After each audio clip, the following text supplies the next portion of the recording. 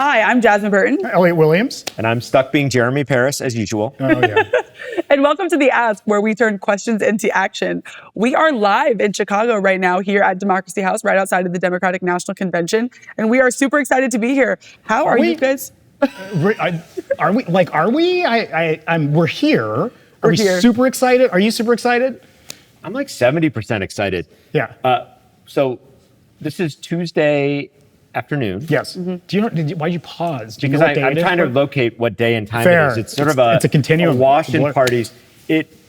We have watched day one. Yeah. As we are taping this, they're getting ready for day two of the convention itself. Yeah. And of course, there's the convention and there's a convention around the convention, like here at Democracy House, with a lot of people. And so I guess the question is, Jasmine, what do you think so far? I'm excited. I think when we were talking about, are we really excited? For me, I'm elated. I think the energy around this convention is so amazing. I mean, I have nothing to compare it to. This is my first convention. I have not been anywhere previously. But I think it's been a beautiful moment. Something that's been kind of like ringing in my head constantly, and then what I'm hearing from other people is we've had a moment where we've had a candidate that I thought was going to win. That was when Hillary Clinton was running. I think I got extremely comfortable. I was absolutely certain she was going to win. And I think the moment Wait, here... what happened? Yeah, did she win? Spoiler alert? Did she win? Did she win? Spoiler alert, the exact opposite happened. Wait, did she get locked up, though? Like, A lot of people said That's lock the her other up. guy. Yeah. Sorry. Right. I think right now, this moment for me is not being as comfortable as I was in the first one, because we have a moment where we can elect someone that really aligns with my beliefs, my policies, my values. And so making sure we get her through the finish line without that comfortability that I had in the first time. I think the thing that I saw was just deep bench that the Democrats have, and it was, I'm going to step on your joke that you told me in a text message, or was it you, or I don't know. Let's see if it's a good joke No, first, but no, actually, it may not have been you. It may not have been you, because when we talk about politics a lot, and it was just, it was as if it was a music festival, and they could have three stages of, here, Hillary Clinton on the main stage, and see Steve Bashir on the emerging talent stage across the street. And they just have a deep bench. And it's interesting that, Jasmine and I talked on a podcast at the beginning of the week about the Clintons in '92 and Clinton and Gore and Don't Stop Thinking About Tomorrow. It was a future-facing campaign. You saw some of this on the Republican side with Paul Ryan several years ago, but often the folks who make it to this pinnacle of American politics tend to be pretty old. And frankly, the Democratic nominee up until 61 days ago or whatever was pretty old. I hate to break it to you. And so what we saw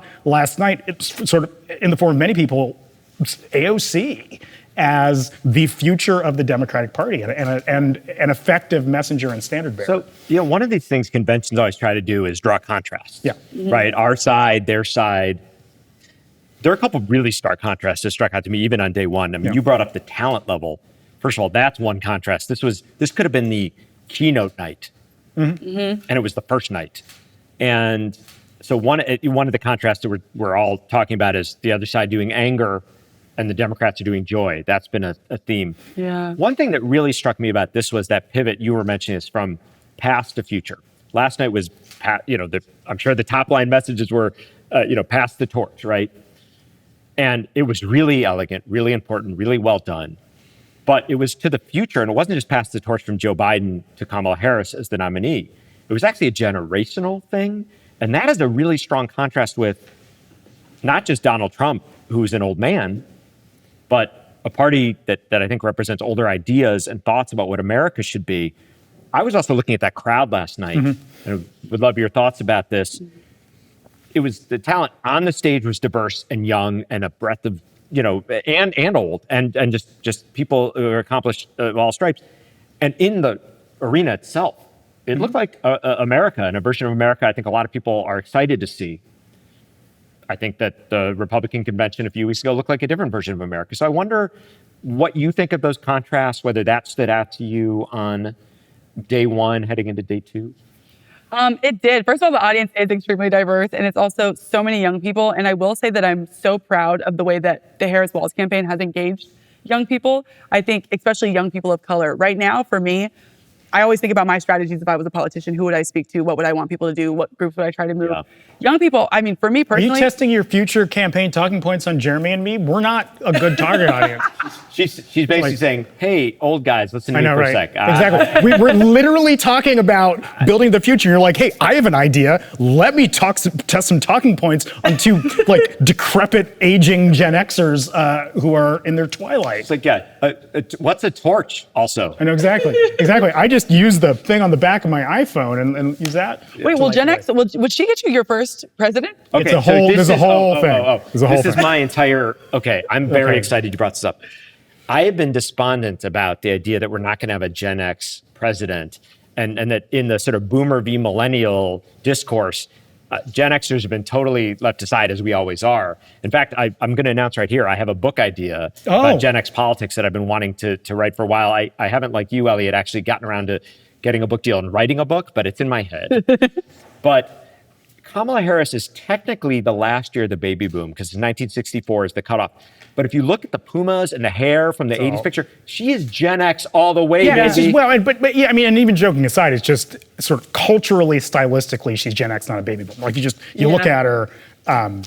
So anyway, Can we claim? Are we saying right now that she will be our first Gen X president? I don't know. I mean, it's close, and this to the point about old versus young, Democrat versus Republican, and so on. Remember, and we talked about this weeks ago on a podcast after Hulk Hogan ripped his shirt off. You know what I wasn't ready for? Old Hulk Hogan.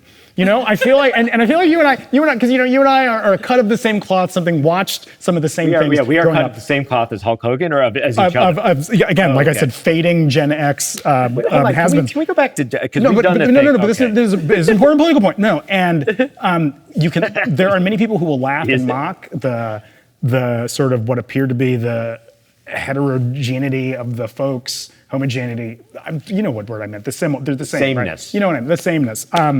And Hulk Hogan and the UFC guy and so on. That's speaking to an audience that is voting for Republicans, right? And now, to some extent, there's a value to Democrats in tapping into that. Mm-hmm. But there's a reason why it's close. And there's a lot of people who see Hulk Hogan ripping his shirt off, and that actually resonates. I don't know. So I want to pivot away from Hulk Hogan forever, but back to the point you were making, Jasmine, about young voters, because we, as usual, have tried to take the oxygen back to the aging. But what is it you think is important to younger voters here? What do you think it's important for them to see over the next few days to kind of, because I agree with you, the intentionality is there, the enthusiasm shift is just monumental from a few weeks ago, a month ago. What do you need to see next? Yeah, to the first kind of point I was saying, I think, you know, for me specifically, to see that intentionality has been extremely heartwarming because for me, I have no other option outside of Kamala. I cannot go to the polls and vote for Donald Trump. And so she should technically view me as someone that has to vote for her and potentially just ignore me and go to other people's issues. But she is not doing that. She is very focused on things that affect young people. She's very focused on things that affect millennials and very intentional about things that affect people of color.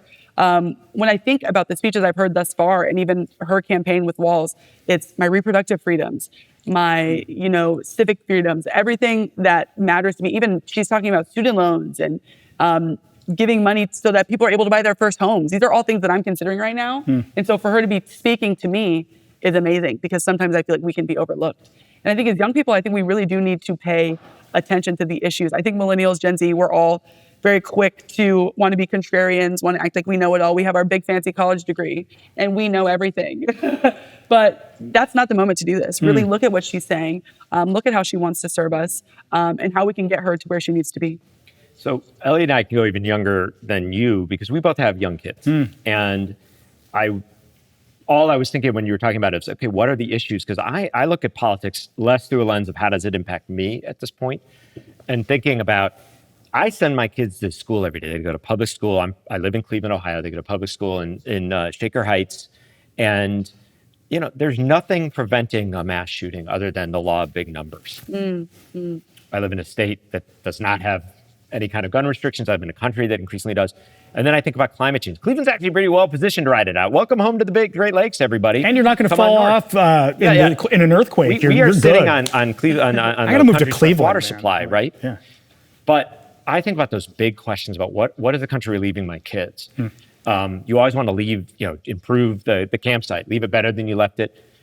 So I think about when I'm thinking, I was like, oh yeah, what is this for the future? I don't know what you all think about that. I sometimes find politics is the most frustrating when those big things don't get taken care of, and yet the shift just from like going to this older generation of politics to Kamala Harris and who's engaging and in the ways you're engaging. And all of a sudden it opens up the possibilities again of how can we take these things on? Maybe shifts are possible. Yeah, we'll see. It's interesting. For the most part, Kamala Harris and Joe Biden's platform, to the extent we know what Kamala Harris's platform is, aren't remarkably different. But to your point, it's That's just, right. they're not. And it's just, it's a messenger point and an energy point. I can't help but thinking what this week would have looked like if Joe Biden gave that speech, because it would have been the same damn speech Thursday night as opposed to Monday night. Now, many people would have still voted for him. He would have probably gotten roughly the same vote totals and so on. But there's just an energy now around the Democratic Party that simply was not there 2 or 3 months ago. I don't know where I'm going with that. Beyond, well, it's just it's energy. It's energy and enthusiasm. I think to your broader question about kids. More than anything else, it's climate. I think everything else that, the marginal tax rate can be lowered or raised. The government, cabinet departments can be added or shrunk or expanded. Values can change, federal judges, all of that. Right. Yeah, they last a long time. But the climate is the existential thing that I think my kids are already starting to worry about, and they talk about at home. And I just wonder. Your kids worry about climate? Oh, my son. I hear that all the time. My son is terrified of the climate. They're convinced in the way little kids can be. They're confused about time stamps. When I grow up, there's not going to be a. There's not going to be. Is it my fault? Yeah, it's a little bit how we felt about. And I was like, well, stop war. Well, yes, but I say to my son, is it your fault? Well, put away the private jet, man. Wait, your son takes a private jet? Oh yeah, he's a baller. What do you mean? But but you're right. It was nuclear war was the thing that we were scared of as kids. That and Russia.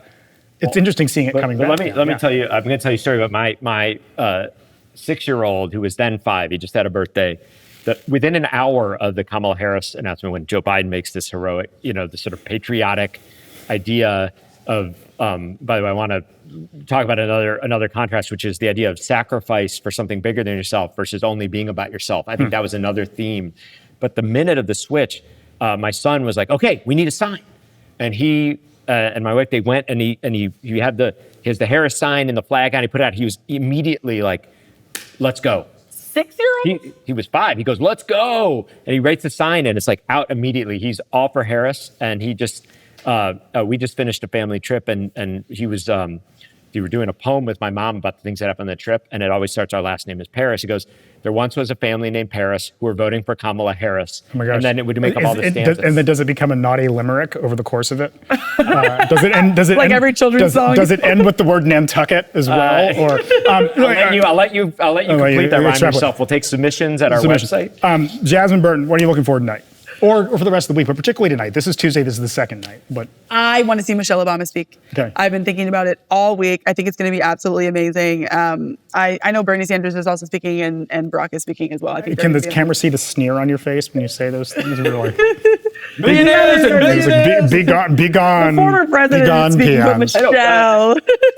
Michelle. Michelle Obama's pretty tight. Yeah. Yeah, she could just give this speech for the third time that she gave before that Melania gave at the last. Oh, right. Deep cut there. Deep cut. That was a good joke. That might go over some people's heads. I heard it though. Wow. She heard it. Oh, she heard it and she laughed. It was sincere. Sad for me is how surprised you were that I made a good joke. Yeah. That's the sad part.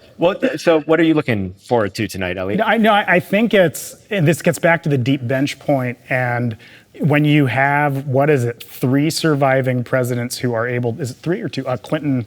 It's 3 because Joe Biden, right? When you have 3 surviving presidents who are able to speak, that's not something that often happens. And consider George W. Bush ain't speaking. They couldn't even in the 2008 Republican National Convention. Bush didn't even appear at it. He was remotely by Skype or whatever because they wanted to push forward to John McCain. And I think the idea of these standard bearers being able to speak for their party, no former Republican president, major congressional leader speaking in support of Donald Trump. And so this idea of party cohesion is something that I find really fascinating.